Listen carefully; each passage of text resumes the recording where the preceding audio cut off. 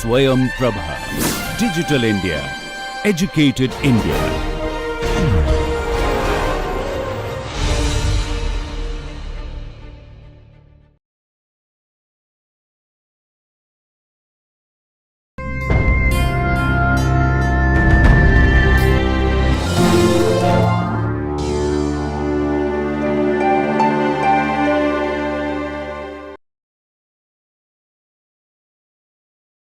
So, what we will do is, first we will go through some of the ways in which the early novels had been highlighting the role of villages, and this we see in a particular way in Kantapura, in an entirely different way in Waiting for the Mahatma. And later when we take a look at Untouchable, we will again see that the village setting plays an important role. So, there are a number of critics who have located Waiting for the Mahatma as a sequel to Kantapura, but one need not take that claim too seriously, because we really do not see many ways in which Waiting for the Mahatma could be seen as a continuation of the narration that we see in Kantapura. Looking at the ways in which the village plays an important role. In fact, we realize that this is more, maybe most of these claims would be more appropriate when we talk about Kantapura, but again we also have to keep in mind the fact that the same sort of reading has been extended to most of Narayan's works, but in a certain way again we can see that Waiting for the Mahatma is a different novel which really does not fall into all of these claims, all of these generalizations about the village. But nevertheless, it is important to know how the village has been generally located, especially in the early phase of Indian English fiction. There is an idealization of the village, and most of them they also present the village scene. Especially this is very evident in Kantapura. It's like a real village. It's a fictional village, but somehow their rendition, the narrative techniques, the presentation of the characters, they all give us this impression that this is the authentic real village that you would find anywhere in India. It could be any other place. For the same reason, even this term Sthala Purana has been used extensively to talk about these sort of novels, and we know that Narayan's novels also, he created this fictional village called Malgudi, which is also presented again as an authentic, real kind of a village.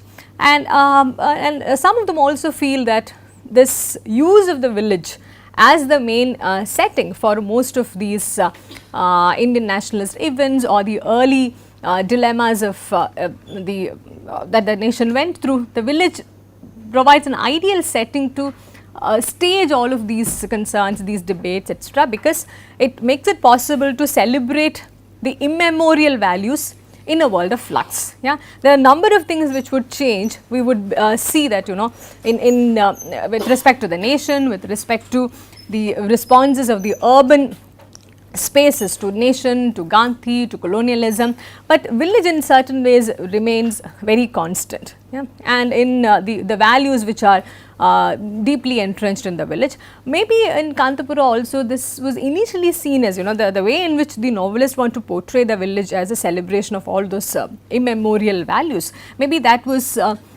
projected as a very positive thing, but looking back we can also see that that also had led to very deeply entrenched feelings about caste, about traditions, about reinforcing superstitions. Yeah? So, somehow the village setting, somehow the role of Gandhi and the role of nationalist movement is superimposed into the village setting, which has been foregrounded in the novels. And we find a lot of use of myths, and again the myths also reiterate the permanence of certain values which are part of the village system. And we know that Gandhi also in multiple ways he highlighted the role of the village in sustaining Indian values, Indian tradition, that the root of everything Indian can be traced back to its villages, the need to preserve the villages in their pristine sense, so on and so forth. And in Rumina Sethi's work, Myths of the Nation, where she engages with Kantapura, she talks about generally about how villages had been projected in the early novel. She talks about how the villages made it possible to talk about a truer and greater India which is timeless and enduring, and it also amounts to taking the romantic episteme from Orientalism for perceiving the village. She extends this argument further and says that most of the novels, she does not specifically talk about Waiting for the Mahatma, but most of the novels by Narayan as well as Kantapura, they all talk about nationalism placed within the village setting, more or less a Orientalist rhetoric. She also argues that it would be perhaps impossible to differentiate the Orientalist rhetoric from that of the nationalist rhetoric, particularly when India is being projected, when the village purity is being projected as the ideal, as the exotic, as something timeless, as something which cannot undergo a change irrespective of what kind of attitudes are being superimposed onto the village. And she also finds this very uncanny agreement between the Orientalist and nationalist accounts about the village setting in India, and she's also very critical about the way the freedom struggle is turned into a homogeneous national popular movement. While some of the critics are also of the opinion that Waiting for the Mahatma also does precisely that it also is a celebration, is a foregrounding of a homogeneous nationalist popular movement, we find that on a close reading, it actually critiques certain nuances which are part of the nationalist movement as well. It is not an entirely uncritical celebratory approach like that we would find in Kantapura. Yeah?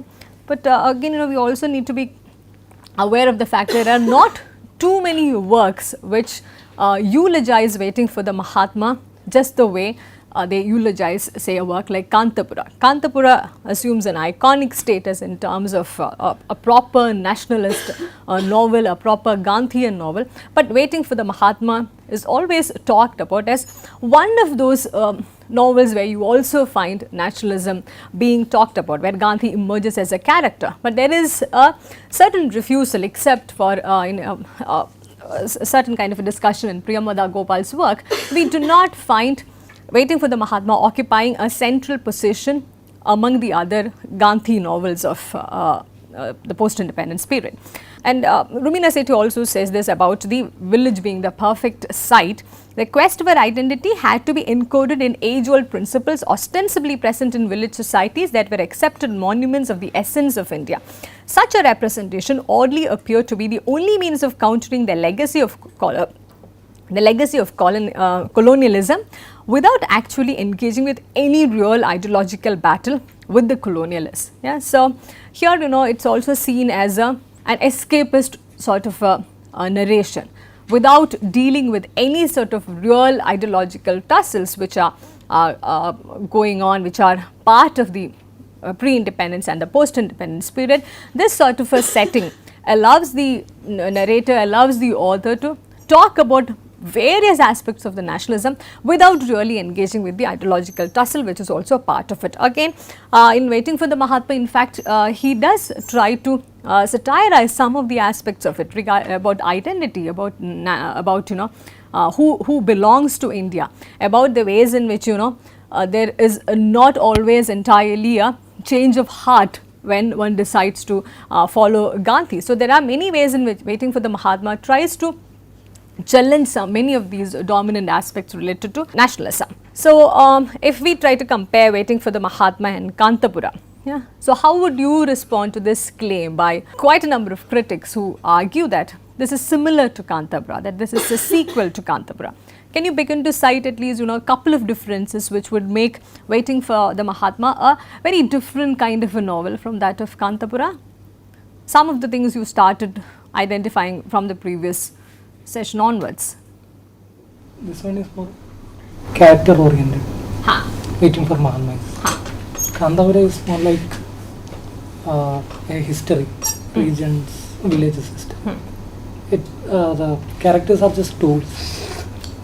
They are just tools to go on with the plot in Kantapura. Yes. But Waiting for Mahatma, I think character is the central force. It's not a tool. Right. Yeah. Any other thing? Much like the last class, the central character Waiting for the Mahatma is very human. What do you think it prompted at least some of the critics to present Waiting for the Mahatma as a sequel? Presence of Gandhi. Could be the presence of Gandhi. Could be the nationalist movement at the background. Village setting. A village setting. The village setting. Also, it could be that in Kantapura there is an entire village which is waiting to be initiated into the Gandhian mode of living, the Gandhian mode of protest, the Gandhian anti-colonial struggle. But here we find a village which is more or less acquainted with this entire scenario. It's not as if it's just one character who is pursuing Gandhi. In the beginning, we even get this sense that unlike Kantapura, there are a set of volunteers. Yeah, Gandhi is arriving, the village is getting ready, and we are looking at the novel, looking at the entire set of events through the eyes of the narrator, who is Sri Ram. Yeah, so maybe it's also seen as a sequel because there is a progress. Yeah, in the sense of there is a progressive way in which the village is more accepting in its attitude to Gandhism, in its attitude, in its responses to the nationalist movement. Yeah. So, but in that process of locating Waiting for the Mahatma as a sequel to Kantapura, but they have also overlooked a number of things which make both of these novels a very distinct both of these novels as very distinct set of narratives. Yeah. And also what one tends to lose out when we see Waiting for the Mahatma as a sequel is the mild satire, humorous way of looking at the Gandhian ideology or nationalist movement. All of those things also we tend to miss out. Yeah. In fact, on the contrary, the way in which Waiting for the Mahatma deals with Gandhi has also been severely critiqued. Many have also been really appalled that how could Narayan, who is such a gentle soul, even write such a thing about Gandhi, without because there is no way in which this novel explicitly acknowledges the divine character of Gandhi. It does not talk about Gandhi as an infallible. Of course, you get the sense of that, but Sri Ram is very skeptical about his attitude in accepting Gandhi uncritically and unapologetically. Yeah. I want to say something about the purpose of each novel. Yeah. I think one caters more to mass consciousness of the national movement and the other is more for the individual reader. Also, that's reflected in the kind of the approach that the respective authors take towards the protagonist responding to the nationalist movement. Yeah, in the same way, in fact, while Kantapura talks about an entire village responding to the figure of Gandhi or the nationalist movement, here, though the entire village is there, we are more concerned about what Sri Ram goes through, which is why, a more human thing also comes out, because how an ordinary human being, an ordinary person who was living during that time, who has no overt sympathies for either side, how would such a person have responded to Gandhi at that point of time? But maybe a similar novel, if it had come out in the 30s or 40s, it would have been seen as very sacrilegious. Yeah, it may not really. It may also would be seen as a tool in the hands of the British. Narayan also has this the advantage of hindsight. This is 1950s. Yeah, he's looking back at it and he's able to narrativize the historical period in a better way, if we like to put it that way. Yeah, and how would you see this contrast between the characters Murthy and Sri Ram? Do you think it's just because the novel was written in 1930s that Murthy emerged as a character, and had that novel also been written at a later point, would Murthy have transformed into a Sri Ram by then? One would know. I just want you to think about the material aspects of publishing, the date of publishing, the time when the novel was getting written. Did it have any bearing on the kind of characters that it produced? Yeah, and also Kantapura versus Malgudi. Yeah, this. I just want to point something out, but after Yes, please, I Ranjani. was thinking about how it would have not been, it would have been very premature for Murthy to, for instance, taken liking to a girl or something. So he's a bachelor also. Something like Gandhi who would abandon himself to the successful wife. So this is an all new inversion of that thing where he actually begins to induct himself to the nationalist movement because of a girl. So it's a little progressive. Sri Ram. Little? Progressive in that sense. Yeah, and also this is not an, we find that, you know, if you do a close reading of the novel, which is not really been undertaken in a serious way, because, you know, most of them they try to locate this as a sequel of Kantapura, we can actually see that this goes against the grain of many things that Gandhi and nationalist movement talk about. And even when it seems to toe the line, there is always this skepticism, or there is some way in which, you know, counter view is also being raised. Yeah. In terms of it's not as if, you know, it's very radical in the sense that it talks about caste, it talks about gender, not much of a discussion of the alternate histories and the alternate voices which were prevalent then, but nevertheless compared to the other set of Gandhi novels which are available to us, this is the only one which dares to even talk about these things in a mocking tone, in an almost satirical tone. Yeah. And how about Kantapura and Malgudi? Both are fictional villages. Constructed or written about especially for the novel, whereas Malgudi has a whole series behind it and after it, which I think is seen in the difference. In Waiting for the Mahatma, the nationalist movement is not, as we discussed, it's not the main focus. Shriram had a life before that, and he will continue to have a life after that, and things stay the same in the village up to a certain extent. But in Kantapura, it's building up to, it builds up to the nationalist movement and to the fight or the riot that happens in the end, and the entire village is destroyed. Yeah, it's almost as if there is no unique story for Kantapura unless it's associated with nationalism. At least we are not being given that impression. Yeah. And the figure of Gandhi that we also discussed in the previous session, how the figure of Gandhi is very symbolic in Kantapura, but in Waiting for the Mahatma, he emerges as a real character. But again, he is not the major character. He is the major character historically, but the narrative allows Shriram to continue as a central character from the beginning till the end. Yeah. And one of the critics have pointed out that Kantapura anchors a politico-religious within a distantiated ethnography vis-a-vis Waiting for the Mahatma. Yeah. So maybe it's also because the setting in Kantapura, the narrative in Kantapura does not allow us to go into the inner lives of, or even, you know, other lives of the villagers outside the setting of nationalist movement, yeah, outside their engagement with Murthy. Murthy and Gandhi are such towering figures that every character is described in connection with how they respond to Gandhi or how they respond to the nationalist movement. But in Waiting for the Mahatma, there are also characters who are completely ignorant of what Gandhi is doing, completely indifferent to what Gandhi is doing. We also get a sense that it is possible to live an ordinary, mundane, safe, happy life without really being conscious about all of these things. In multiple ways, we can say that Kantapura and Waiting for the Mahatma, they are not talking about the same kind of village settings. Yeah?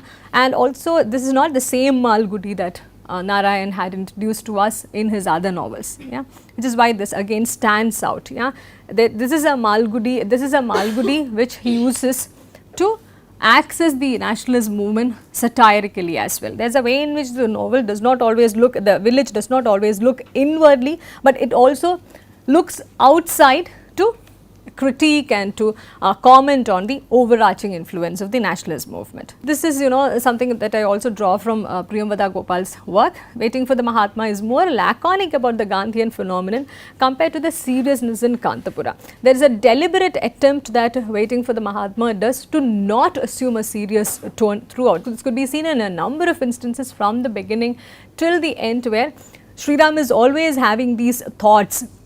He is always, you know, even when he is engaging with very serious thing, when he is listening to Gandhi's talk, there is another conversation which is going on his head. Yeah. So in that way, you know, novel is deliberately trying not to be serious. Yeah. And about Gandhi's historical personage and how that gets used in the novel in a very different way, and Narayan's trivialization of Gandhianism through comic irony.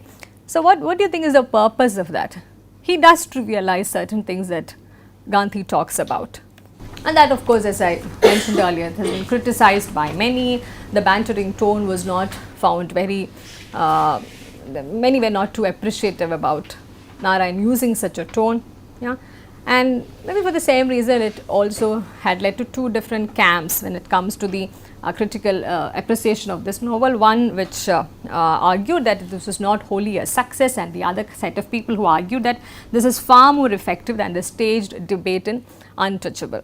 And Kantapura and Untouchable in that sense have also been seen as not so authentic, yeah, in terms of that there is a deliberate attempt to focus on certain aspects, and it looked very staged, very artificial.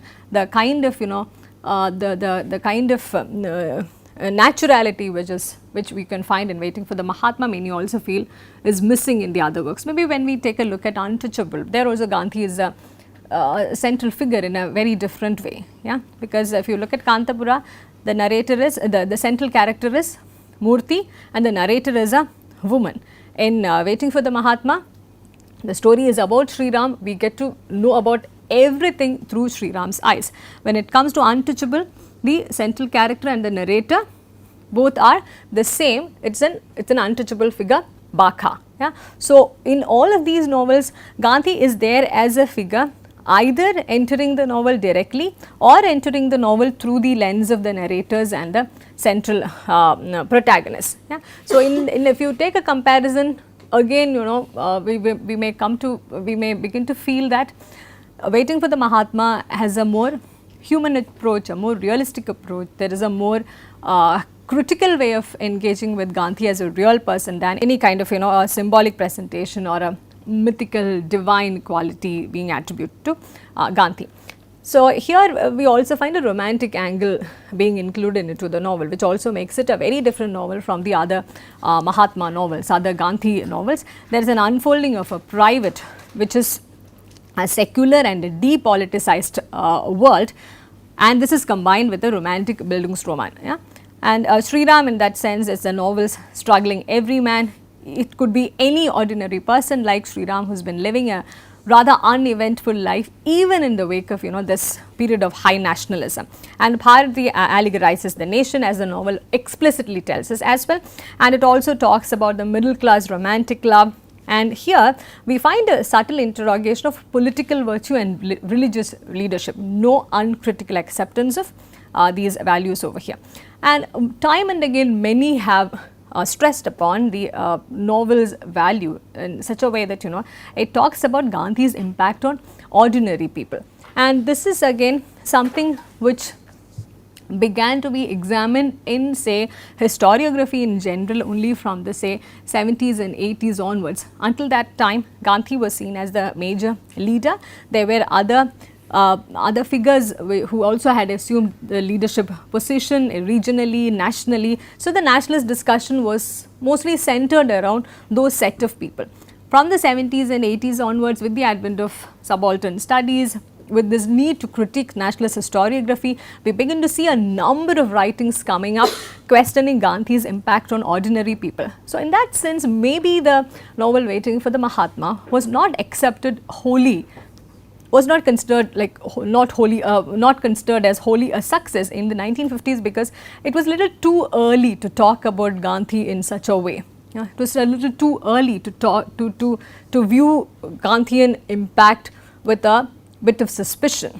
Yeah, because the novel in fact resonates more with many of the retellings of the nationalist historiography from the 70s and 80s onwards. In that sense, it also stands out as a very different sort of we can neither fit it into the 30s, 40s setting, and 50s, 60s when many other novelists are talking about the domestic struggles, the internal struggles, the tradition modernity dilemma. Here is someone who is challenging the nationalist framework altogether, the nationalist historiography altogether. Maybe this sort of inability to fit in the novel to any of those frameworks must have led to this critical neglect which we could see in terms of the novel. Priyamada Gopal makes this argument that there is a possibility that Gandhism might have an oppressive side, and this has been engaged by the novel. Can you think of any instance?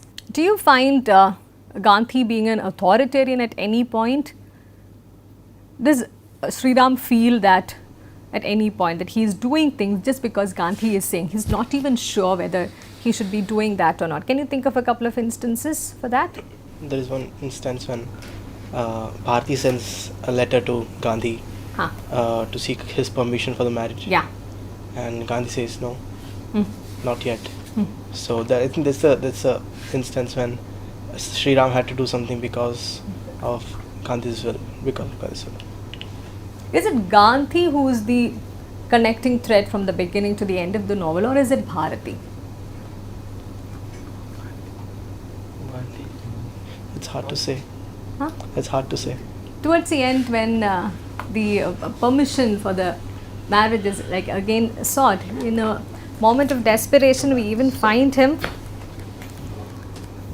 saying,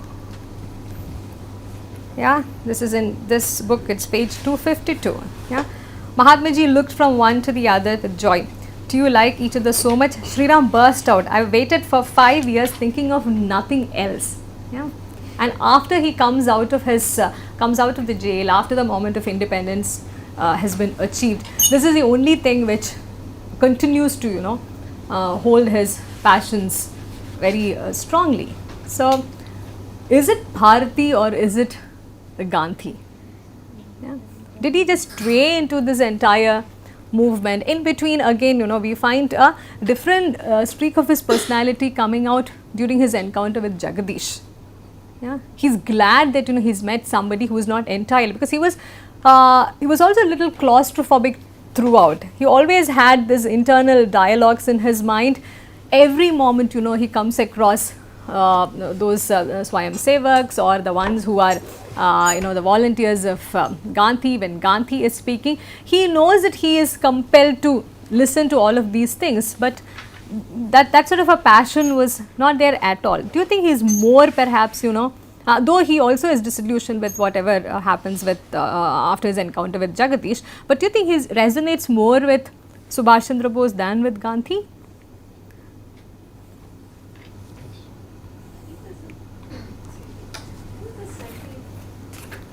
A very boyish side to him, where the glamour and the adventure of things boys do in storybooks and hero stories, where you go around derailing trains and setting off possible bombs. This type of adventures are made of is one of the stories. Possibly why he takes something. Yeah, extending that argument, would it be fair to say that Kantapura's Murthy is a more mature character, sorted, yeah? And this is an immature character who's just dallying with different phases of nationalist movement, not really convinced about anything. Yeah, just a phase in his life. He's like the novel begins in the early 20s and it is over before he crosses a certain period of his life. It's like just the early 20s still. Yeah. So do you think it's also talking about a certain kind of a dalliance with nationalist movement? Is Narayan also trying to tell us that maybe a number of them had only that sort of a dalliance with the nationalist movement, which is why post-independence we do not see a resonation of many of those things happening. This is 1950s. 1960s we see the peak of disillusionment with the nationalist, post-nationalist phase entirely. And from 70s and 80s we know we do not get the same sort of a celebratory rhetoric. Forget about Gandhi, not even about the nation. The entire narrative, not just fictionally, historically and politically, we do find a very different sort of a rhetoric emerging. Yeah? So, it's at some level, it's a deliberate thing that Narayan does by giving us a very immature character, yeah? Who is very unsure of himself, yeah? Who is, who's ready to take, seemingly ready to take all kinds of risks, yeah? And, but not really fully prepared for that, yeah? Who's clueless about his own life, yeah? And Bharati on the other hand, we do not get much insights about her character, but Bharati on the other hand is like, is like a girl who is best suited for, say, Murthy, yeah?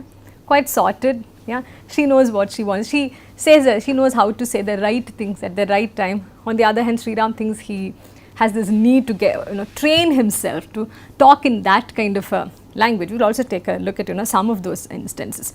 And about his didactic patriotism. Patriotism needs to be, he learns patriotism and he also thinks it should be taught to anyone whom he meets. He fails miserably in that, he gets lost in his own arguments, and he doesn't know how to go about it. Again, after the Gandhi phase, when he meets Jagadish, the same sort of a thing. He wants to first get tutored in those, he wants to get the grammar right of, how to talk to certain kind of people, what would please them. A very immature character, which also gives the novelist, a lot of room to explore, to satirize, allow him to be skeptical. And this question about who is an Indian and who is the one who needs to be liberated from what, that is being asked many times in the novel, though not very directly. And even Sriram was not under any bondage. When the novel begins, it begins on a very happy note. He is an orphan, but it's not as if, he doesn't have anybody in life. He's happy with his own life. He has not really faced any sort of difficulty in his life. And even during the course of the novel, he is fortunate to have been part of, a privileged position. And there's a way in which he needs to consciously tell himself and others that we have to be part of the struggle. But even towards the end of the novel, one is not too sure whether he is really convinced about it. You remember that brief episode in between about, there's this character who is quite adamant about the fact that, I don't want the British to go. If the British leave, what will we do now? Now is not the time. We are not yet ready to rule ourselves. So all of those debates are also being built into this through the immaturity and naivety of this character. We'll go through some of the, very quickly go through some of the episodes of the novel, and from the beginning in fact. And right at the outset we get to know about Sriram celebrating his 20th birthday. That's in this book, it's then page 9. So we also get to know that he's a very young boy, early 20s. And page 24. Sriram suddenly woke from an age-old somnolence to the fact that Malgudi was about to have the honor of receiving Mahatma Gandhi. So the narration that he gives, it's also, it's all of these things that, all the things that he received from hearsay, is being retold to the or to the audience as well. And he is also ready to wait for Mahatma, and there, in page 25, waiting for the Mahatma makes one very thirsty.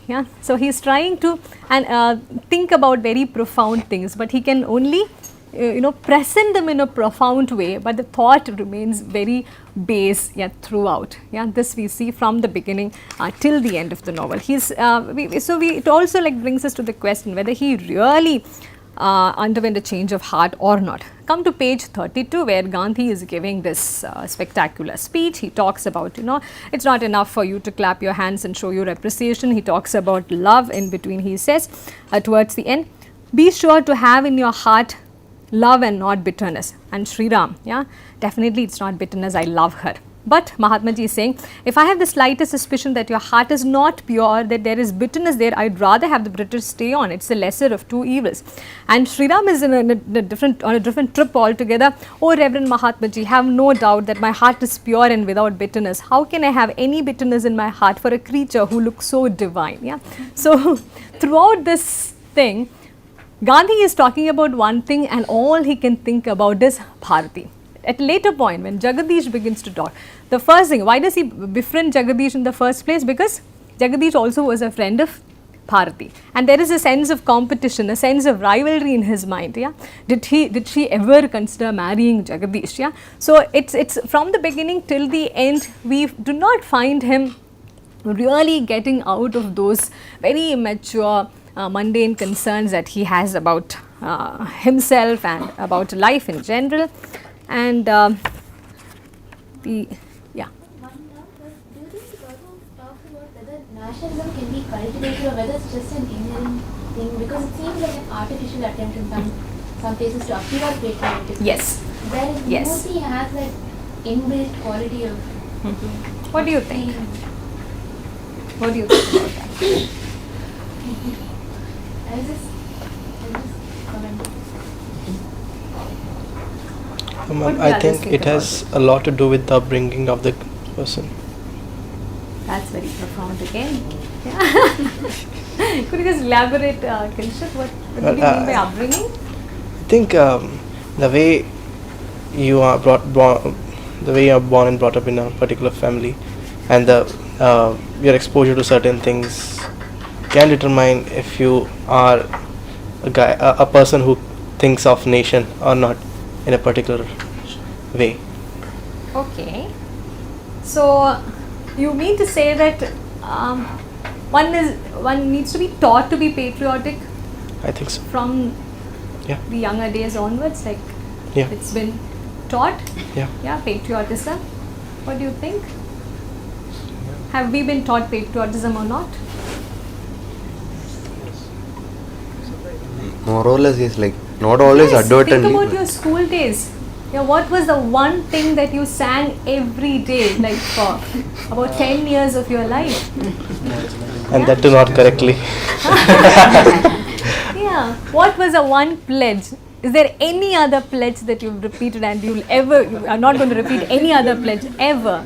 What was the only thing that you repeated, like, and even today, the moment, these sort of things are being sung, yeah, you suddenly feel this, the momentary surge of patriotism, yeah, and then, yeah, it just dies off, yeah. I mean, you see the flag, yeah, you in the sense, I'm not talking about like you, yeah, generally, yeah. So at some level, I think Narayan is also a little too early in critiquing that, the way in which this has been cultivated. This section, this is page 73 by my book, where he talks about, he's thinking to himself about luxuries, yeah, because Bharati tells Sri Ram, you just better get used to, these sort of things, you will not have any comforts, we are trained to live like this. And he's thinking, there was a class of society where luxuries gave one a status, and now here was the opposite. The more one asserted one cared for no luxury, the more one showered an inclination for hardship and discomfort, the greater was one's chance of being admitted into the fold. Yeah, as if he's telling himself, I should learn the tricks of the trade. Yeah, how to get into this cult. Yeah, Sri Ram had understood it the moment he stepped into the camp. Here the currency was suffering and self-mortification. Everyone seemed to excel his neighbor in managing in uncomfortable situations, and Sri Ram caught the spirit, though it took him some time to grasp the detail and get accustomed to it. Yeah, he's telling us the novel through the novel. Sri Ram from the beginning till the end is he's trying to tutor himself. Yeah, and also he's very acutely conscious of displaying the right kind of behavior, the right kind of patriotic behavior. Yeah. So, did you think it's a case even today? There is always a question of right patriotism, Right right nationalism, and what is not right. Yeah, it's the same dichotomy can be seen over here. The Gandhian kind of nationalism is the right nationalism. Yeah, but the moment you talk about what was Subhash Chandra Bose talking about, he did not say succumb to the British. He also said the same thing. He also said, yeah, please kick them out, let's rule ourselves. Yeah, but that is seen as a bad nationalism. He is not, he's scared to listen to the radio, he cannot talk about that, but on the contrary, Gandhism is something that he can really flaunt. Yeah, but the other association is not something that he also knows that he likes it, but he knows that he cannot he cannot flaunt it in any way. Yeah, so yeah, of course, these are also like certain criticisms which are historically undertaken at a later period, later point of time. Yeah, and at that time again the novel fails to get any sort of a recognition. Yeah, because it was predated. Yeah, it came out in 1950s, and we do not find people going back to it in the 1980s. But this question, in fact, it is certainly interesting about whether patriotism can be taught, or is it like one needs to be born with it, or are there certain privileges associated with it that you should be able to afford to be able to own it. Yeah, these are again certain questions with particularly the post 80s novels would again ask. And this page 109, Sri Ram said, you are no doubt making a lot of money, but it is worth nothing unless you develop some spirit of, he fumbled for words. He wanted to say national service or patriotism, but he was tired of these expressions. They smacked of platform speeches. Yeah, that's what he thinks about these terms, about patriotism and about national service. But he also knows this is the right thing. And then he says, you know, if you have a photo of Mahatma Gandhi, pray that he may inspire you with reasonable thinking. That's all I can say. Yeah. Then he got up abruptly to leave. Yeah. And it's after that, you know, he's writing Quit India, and there's this man who comes and asks, what is the use of writing Quit India in all these places? Do you want us to quit? Yeah. So he's actually trying to be part of the nationalist movement. He is also making a lot of blunders along the line. He feels, but it does not mean that. Then write it where it can be seen by those for whom it is meant. They are everywhere, sometimes seen and sometimes unseen. It is better to have it written everywhere. Waste of time and paint, said the man. I am merely carrying out an order, and I cannot afford to stop and listen to too much wisdom. Yeah. So this sort of a quarrel is there throughout in his mind, and whenever somebody asks a question, he gets very defensive. Yeah.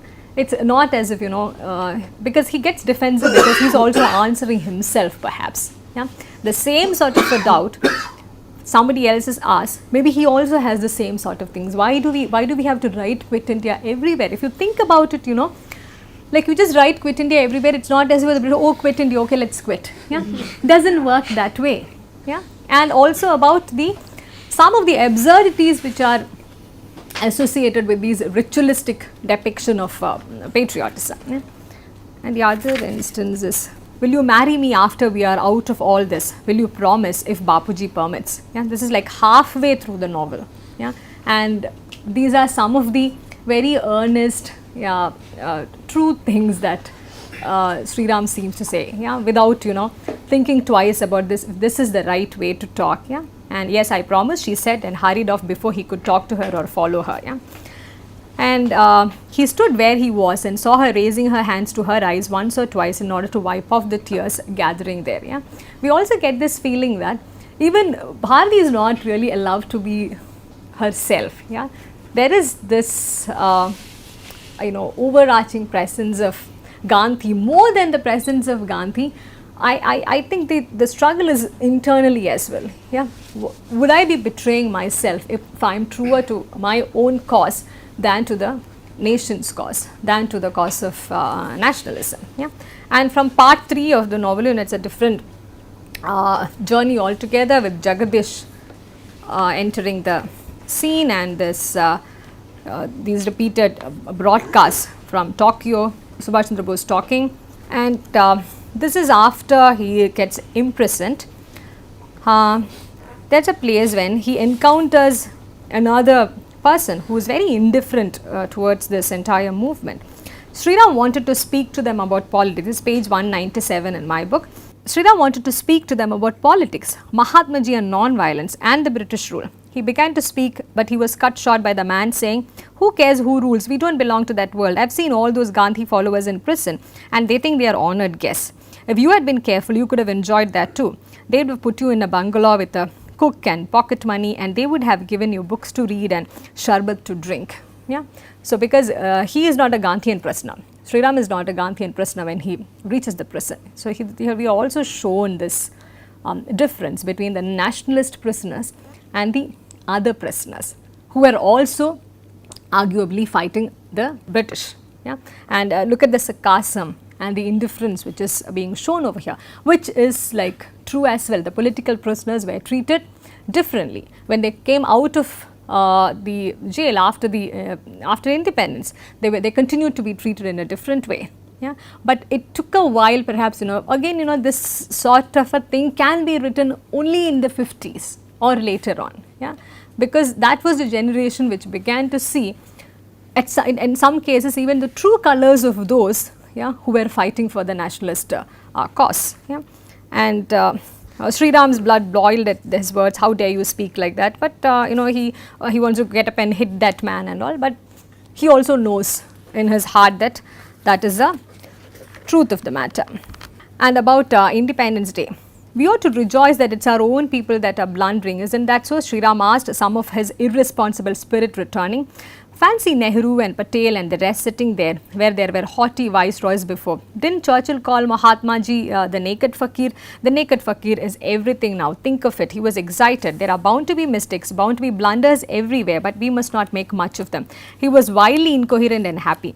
If you had been out of jail, you would have been garlanded and carried in a procession on Independence Day. What a pity you missed it. It was a grand affair. Yeah. So it's also about, you know, not just about Sri Ram. Maybe a number of such people, yeah, who were waiting for that day. And when that day came, yeah, they just hearing reports from others, or maybe it's not even such a major event when independence actually happens.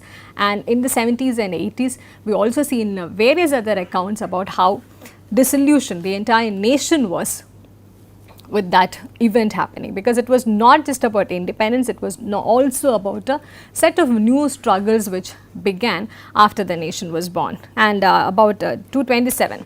After all, as you said, we are an infant nation. The word was very convincing. It had a homely and agreeable sound. Nobody need worry what it meant or why it was mentioned. He's trying to be very joyful at the occasion, but he's not able to bring himself to this mood of celebration. There is even some regret in his approach. Yeah, so it's a very different, a very ambivalent situation in the post-independence period. And now I'm coming to the end of the novel when he's traveling in train. Yeah, he's out of jail. He's traveling in train. I remember that scene where, you know, Sri Ram understood that the intruders were men looking for Muslims in the compartment. If Muslims were found, they would be thrown out of the moving train, an echo of the fighting going on in other parts of the country. Sri Ram lapsed into silence for the rest of the journey. It was a most uncomfortable journey. Yeah? So we are also being told very indirectly about the communal rights which have set in, about how, you know, he escapes narrowly because he's a Hindu and not a Muslim. The novel does not dwell much into it, but it's a very telling statement over here. Sri Ram felt more uncomfortable here than he had felt in the prison. Yeah? So we do not find him joyful except towards the end when he is finally united with Bharati, and this is towards the end. Yeah, about, you know, Mahatma ji talking about she'd be a very unbecoming bride who spoke her mind aloud, God bless you when there's a happy occasion, yeah, and all of this. And towards the end, what happens towards the end of the novel? What's the final scene? Gandhi was shot dead. Right. So in the same, in the same like chapter where he is united with Bharati, Gandhi is shot dead by, there is this, I'll just read out the last bit. The man tried to step forward again. Mahatma ji's granddaughter said, take your seat, and tried to push him into the line. The man nearly knocked the girl down and took a revolver out of his pocket. As the Mahatma was about to step on the dais, the man took aim and fired. 2 more shots rang out. The Mahatma fell on the dais. He was dead in a few seconds. Yeah. So we have absolutely no way of knowing what Sri Ram felt after this. Yeah. There is his commentary, like, you know, his internal thoughts end like much before that, because the last thing that they tell each other, like Bharati and Sri Ram, they decide to attend the prayer. There is place for 2 of us. They stepped aside. Yeah. So it ends on a very ambiguous note as well. We have no way of knowing what happened to Sri Ram after this, or, you know, do you think he was just left a disillusioned man? Did he move further away from this cause after this, or does he, like, you know, take charge and assume leadership? Very unlikely. Yeah? We have no way of knowing either. Why do you think the novel ends like this? Because I think it's a way of telling how convincing we were talking about nationalism and all. Like we were talking about it is inherent or forced, or not forced, like teaching how to teach the nationalism. Like in the end, it seems like it's kind of telling like how convincing it can be, even if it's Gandhi or someone like. So you have, in one way you have inherent one, like let us say, and some other one. How can you convince? How effective it can be? Like, so it's kind of intriguing. Like can it be or can it not? Right. Also, at the risk of sounding very blasphemous, does Sri Ram even think, good riddance, what if the man continues to dictate? Yeah, he's just been united with Bharati, one doesn't know. Yeah? So, yeah, what do you think about the novel? Readable novel, right? Yeah, please read it before your mid-sem. We will have questions from Kantapura and from this. Yeah. Okay, so see you on Monday. Thanks for coming.